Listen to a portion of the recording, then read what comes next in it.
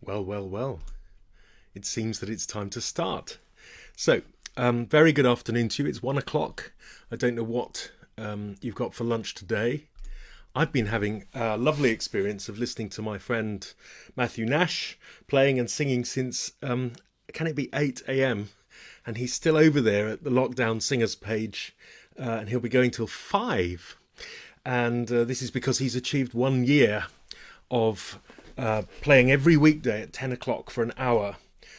Pop songs, folk songs, telling jokes and riddles. And actually, he's created a little community through Facebook.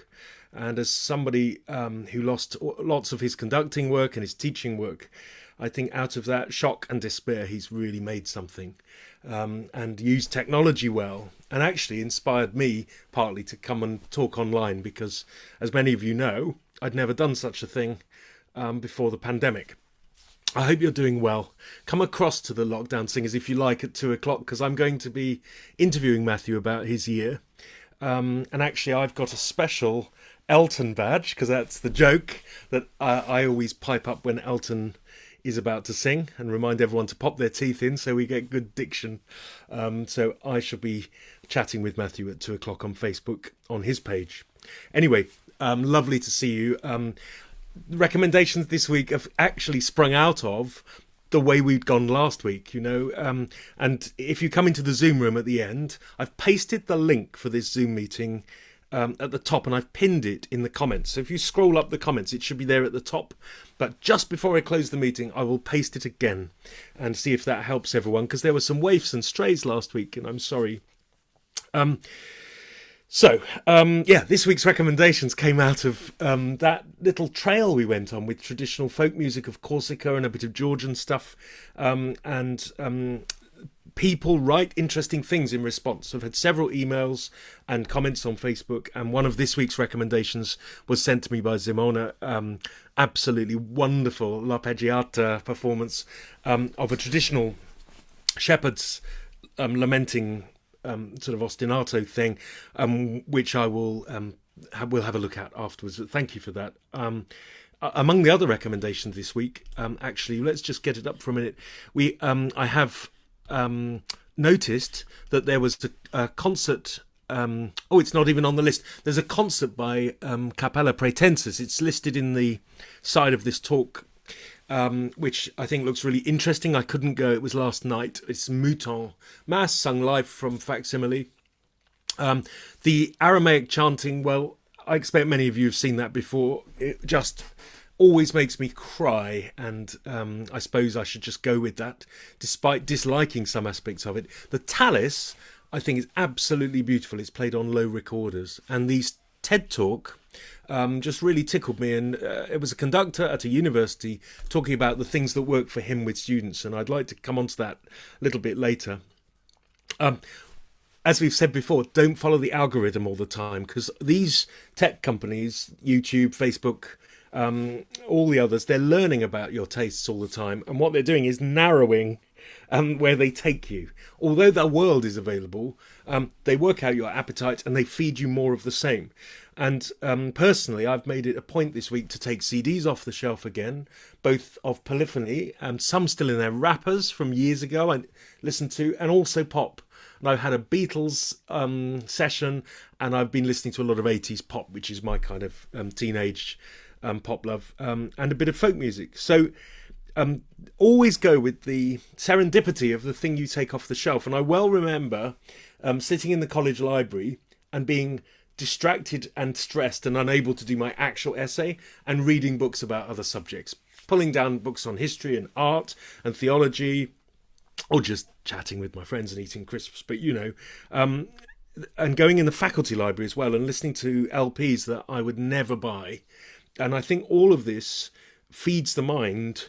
I remember at school we were told always to read a broadsheet newspaper every day, and one of the reasons I think anyone who's interested in creative work should do that is that you need to be aware of the world around you, and you need to gather actually perspectives on the world which are not about your own life experience and not in accordance with your own opinions and prejudices, so that you become aware, because we are all prejudiced beings, you become aware of your prejudices and how they can intersect with situations. When you meet different people, it helps, I think, although it can still be very trying and hard to work with lots of people with different viewpoints.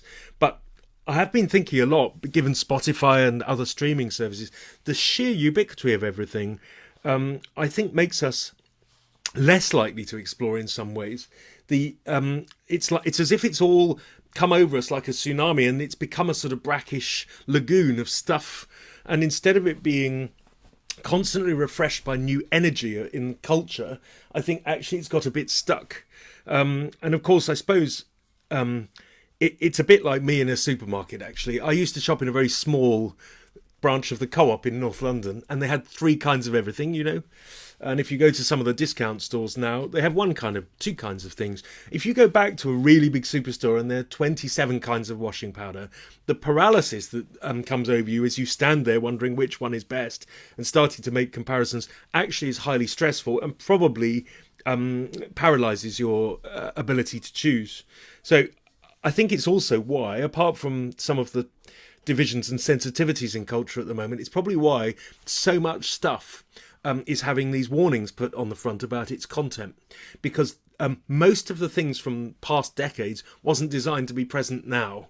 Culture washed in and out with its energies, its surges of countercultural challenge, and then establishment consensus, and then fashion changed and it washed out again. And the thing is, if everything's available all the time, then it all clamours together and mismatches. And I suppose in a way, we live in an age where everything is ironised by being sold back to us. And for musicians, I suppose early musicians are in a really good position with that, because they're used to having to situate their performance as it's come from another time and place. If they want to be true to the spirit of the music, they've often had to think very hard about every element of performance and the tradition that they're constructing. So they don't make any assumptions about, about the now that they're in. Although, as I've said in earlier talks, I think early music as a movement does embed certain values, which can be small c conservative, about a pushing away from the now into a less challenging and less complicated past, a past of a different kind of ethnicity, of religion, of social organisation. And actually a lot of those things are highly hierarchical and value-laden and don't sit well with the modern world, the modern globalised world. So early musicians have to be careful about that too. But in any case, I think we see our performances situated in a culture which is not of now, and that helps us, I think, to deal with what's going on. The problem is, how do we sell it back to people when most people are listening through their eyes, having their bubble experiences of listening to music through videos, through headphones? How do we get people back to concert halls and to hear music in a church context if they wish, but also how do we encourage them to participate? And one of the greatest things in my life is going to do workshops with people of all levels. And the reason is that I believe in music as a social practice and also as a human good. That's where I got to last week, isn't it? Talking about music as a human and social activity that makes us connect and empathetic beings who remember that despite our differences, this organic thing can hold us together. There are other mediums of doing that, but music is mine and yours. So building musical culture back must involve education, of course, and I'm not going to go into a rant about that, but the pandemic and the cuts which have come before and which will surely follow mean that music as a very soft budget item will be further cut. And we have to think about the crisis that practicing musicians have gone through, especially if they didn't have a financial cushion through this year. They will leave the profession, but also children and teenagers who would have come up to do this have lost that opportunity. So education for me is number one thing. And that then helps us to culture the culture of passivity in society is countered by helping people to love the process at whatever level they encounter it, which is why I always enjoyed going to Hanworth, which I mentioned last week, to do that choir with people who didn't know any music words and couldn't read the notes, as much as I enjoyed working with professionals in a church or conducting the Renaissance Singers, which is full of really, really proficient amateurs. The level doesn't matter to me as much as the spirit in which the activity is conducted. And I heard a few interviews this week with sports people, and one in particular, I don't know much about sports, so I wasn't paying proper attention. But the sports person said the key to success is to love the process and not worry about the competition. So it's the training you've got to love, the game, the competition, the moment of delivery at the match or whatever, on stage or whatever you're doing, isn't as important as loving the life that is brought to you by doing the activity. It's just a peak moment, and that then doesn't create a barrier because you revel in the process. It's what in music I think we would think of as play. So the idea that when we're musicians together, we are playing, and in that warp and weft of time together, we're making something. That's the beautiful thing. And when we bring the audience in, or the broadcaster or the camera, what we need to show is the joy of process, of play in time. A really great comment last week was asking why sight singing is just so prized. And I don't know who said it, so forgive me. I totally agree. I think in this country particularly, sight singing is highly prized as a tool, I suppose, to get you quickly onto the expressway of getting on with the music. It's only, though, a tool, of course, to allow you access through the gateway of all the notation, the signs and symbols that will help you to start to make expressive, meaningful, soulful music. And I think if I were to identify some of the least satisfactory musical experiences of my life, they would actually involve very proficient sight readers. Firstly, as a singer, when I've gone to sing for money among professional singers, I've often found that there is a lack of joy and a lack of listening and blending in some context where people are so proficient that they can produce something without any preparation. So they're able to just look at the notes and make a well-shaped, suave sound. It only works then if they're also able to be expressive, which is a whole next level, isn't it? If everyone's just heads down, blasting forward into a building, as you might be in a church service where you're not paid that much, you've just turned up on a cold morning to deliver the music, then it's not about play, it's about this thing being done and then going away again. And actually, with amateurs, when you're conducting as well, very proficient amateurs who sight read well don't necessarily watch or listen or express soul in the music, express meaning in the moment. And so it's not a given, and it is just as valid, I think, if you're a person who's willing to go away in advance and learn the notes. The difficulty then is that you're not flexible in it if some plans change, other music's given out. But probably the very worst thing is to open a huge anthology of music and just sing at it, head down, not really listening, but feeling that everything's ticked through. Because the joy, I think, is in the detail and in the contribution of other people that interact with what you're doing. And so true musicianship, I suppose, involves surrendering your ego into the warp and weft of the polyphony and allowing yourself to be an equal part. That's why polyphony is so very beautiful and so very special. I'm really underprepared this week, as usual, though. I've been told not to say that. So I've just said it, sorry. But I included this video of James Stegall, I think he's called, talking about great music. He's a conductor at a university in America. And one of the first things he says in this little video, which I hope you'll watch afterwards, is that when you hear a concert, what you're hearing is agreement between people. And I thought it was a really lovely way of putting the idea that the conductor's job is to achieve concord between the individuals in the room, all of whom have the potential to do their own thing, to pull the music or the situation in a different direction.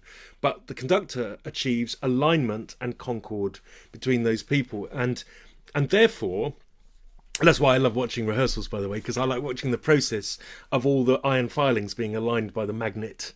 and the degree to which freedom and creativity is still allowed among the group is a big thing for a conductor. It's the difference between the martinet at the front who orders what will happen and the conductor who enables what will happen. Freeing people up to bring their best into the room is a really different and more difficult thing to do, because it involves a much longer leash and a longer amount of time to allow people to decide to agree with each other is different to having a military style snap to it attitude. But these days it's much less acceptable anyway. But I think the music you're likely to get out of people is going to be better if they feel personally invested. And it is about ownership. So allowing singers, let's talk about choirs in a room. For me, a conductor actually is encouraging self-awareness in people and those individuals' awareness of everyone else. And they are essentially a big pair of ears feeding back into the room what they hear, giving the information in a positive way and talking about how it can be better. So this is the key thing as well. If a conductor only criticises, so, well, it was flat, it was late, lists the 5 things which were wrong, that may all be correct and justifiable. And in fact, at times, it needs to be said because you haven't got time. And also, perhaps, if the group is supposedly very good and actually people aren't doing their job. So more in a professional context. But the better way to speak to a group, maybe to get what you want, is to talk about how it can be better next time. And doesn't this relate to the evil parrot, which constantly tells you how bad you are and how unworthy of the activity and what just happened was rubbish, of course. Whereas if that voice is turned to how would you like this phrase to be? Isn't this bit amazing? How can I contribute to that moment of expressivity? Suddenly everything is forward facing because time falls asymmetrically. We can't go back and change that thing. So it's much better to invest your dialogue and to have a conductor who is future facing all the time. And for me, certainly, I have an idealized version of the music in my head running in parallel when I'm conducting. And I also have, I hope, in the best music, a sense of wonder at the quality of the material I'm working on. And without being Pollyanna-ish, a sense of privilege about working with that material. So I think life is strange. How is it that I stand here with these people working on this piece of music, which is so splendid? How can I honour that piece of music? And how can I allow those people who don't yet understand or conceive or actually feel that they have the ability to contribute to remaking that music in this moment? How can I enable them to do that? So for me, conductors have to be continuously idealistic and realistic, and they have to have a degree of forgiveness in their soul, because everything fails. Every person in the room will let themselves down, let you down in some small ways, however committed they are.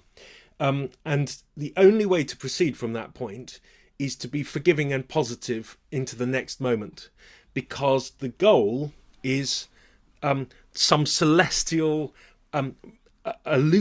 completely elusive moment of transmuting beauty. And that's where you want to get to.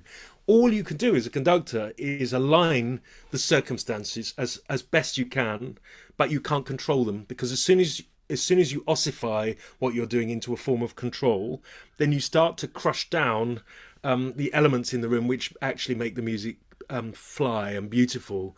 And also you start to arouse your own ego, because you start to resent people's lack of response to you, and you start to need to assert yourself out of insecurity because it's all going wrong. One of the most difficult things for conductors to deal with at the beginning particularly is their feeling that they have no control. So when you watch student conductors, they always get slower with the group that they're conducting, because they're listening back and they're feeding back what they're hearing, where in fact you have to drive and predict just ahead of the moment what you're going to hear. And that creates a virtuous circle of confidence and energy in the room. And it's really hard to learn because there's actually nothing there, but you have to behave as if it will happen. And so it's a constant act of faith. And as I've said before, all your mistakes are made in real time, and you have to get over them really fast. Otherwise, again, the ego will pop out and basically destroy the spirit of the rehearsal. So having courage, I think, courage of all the musicians in the room to make great music, a conductor has to enable them to take the criticism that they're given. So it's how you ladle that criticism out, and suggest how to make change, and to go down to a level of detail that's quite geeky, while keeping the meta level in view all the time. So talking about, say, a tiny element of tuning, or a vowel, or where the tongue is, or the soft palate, and at the same time thinking about the end result. And it's that constant zooming in and out of perspective that's, I think, exhilarating, because to me, I want to hear 1,000 details in a motet. I want to put them in rehearsal, and then I expect perhaps 40% of them to come back in the performance. But in the performance, something else happens, some alchemy of adrenaline, and the observer, the listener. And I've talked before about the privilege of being inside people's heads. The quality of attention that people give you when you are performing alters what you do. It heightens, for the conductor, it heightens the gesture and the intensity that you give, the muscular and physical breathing intensity. And for the performers too, they rise to it, because this is the moment. And of course, as I said earlier, if they have that sense of play embedded, the sense of joy, then that will spin that sense of joy up into a new level, a sense of being in the moment. If it's a test, a judgment, a safeguarded performance against shame, then actually it's highly likely it's much less likely to be successful. It's more likely to become a bit of a bash. Because adrenaline does really strange things to people. So my idea is to constantly to envisage the moment of delivery from the first time the notes are sung, and to instill in the singers a sense of mission to express the essence of the music, and through its text, through its devotional purpose. And this, holding on to this, stops the music becoming about the judgment of the listener, and instead hopefully pulls the listener into the process, into the stream of the activity of the music being made live. Otherwise, just watch a lip-synced video, or listen to a very carefully edited recording. And that's why level doesn't matter. That's why I'm just as interested to hear a community choir, pub singers, or the finest in the world. If I'm going to hear the finest, then different criteria of judgment come to play, of course, especially if I paid lots of money for the ticket and we're all dressed up and it's a grand place. But what I want is to be moved, and being moved involves humanity being in the music. And so a small group of people singing in a village hall, if it's done with the right spirit, if it's well led, and the intention is good, and people are excelling and letting themselves go into the process, then I'm a fan. I want to watch it. And I think loving the process is everything with music. So detail matters. From a conducting point of view as well, do watch the video. It's very efficient what he says. Unlike this talk, he says, which I really believe in a rehearsal, the fewer words the better, in terms of what you're trying to get out of the group. The more you say with your hands, with your face, the more you can demonstrate quickly, the more metaphor you use instead of technical language. All of this cuts through. You'll remember early on, if you were at one of these talks, I looked at some rehearsal footage of Carlos Kleiber, and as a young man winning over, I think it's maybe Dresden Orchestra. Anyway, it's a German state orchestra, I think. And they're sceptical, and they're dry and dusty with him. By the end of the rehearsal, they're singing in his hands, and the reason is he's convinced them with the greatest economy of means to come with him and dance down the path that he wants to take, because he's reminded them that the music isn't the notes, and it's not about being in time and in tune and right. All those things matter, by the way. Whenever I say that sort of thing, I'm not chucking out the window, the finest technicalities of music. But what I'm saying is that it's never enough just to be in time and in tune. It's never enough. It's boring. And as I say, there are lots of ways of listening to that, which don't involve any risk. And the beauty of it all, with a great rehearsal, is that the focus on the activity is so intense that the people in the room lose track of time, and that's when we go into our flow state, that the nowness of music, which I've talked about before. And it seems to me the only way to get all this together is to have great commitment from everyone and trust in the room, which is why the conductor needs to set people free from their possibilities of shame, and in the quality of the preparation.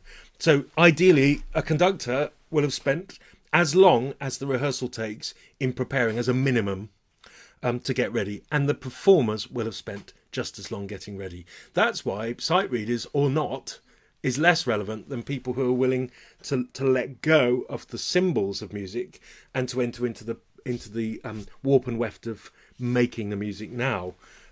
All of these documents of music from the past are silent and unable to speak to us until we animate them with our breath and muscle. And that's the greatest privilege, surely, of being a musician, which is that we re-find and revivify this music in our present.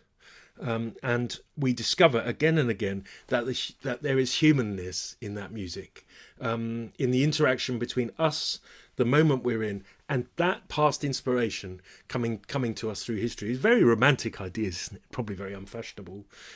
But I hope the main thing I've got over is, as a conductor, I think the main thing is to get out what is there already in people and to let it free, and that it's never about the performance as an end. It's about experiencing this process together, and letting the music be freed from people.